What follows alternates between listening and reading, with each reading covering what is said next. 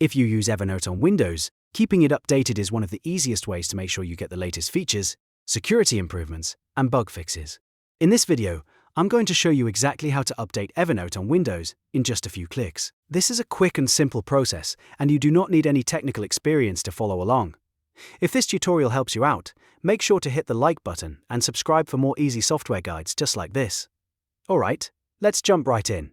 First, launch the Evernote app on your Windows computer.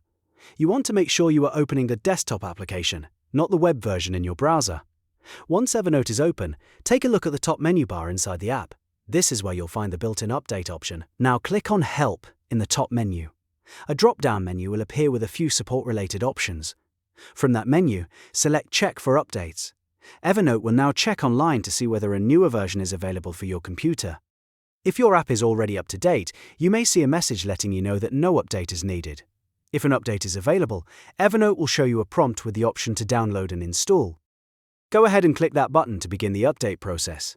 At this point, Evernote may start downloading the new version automatically.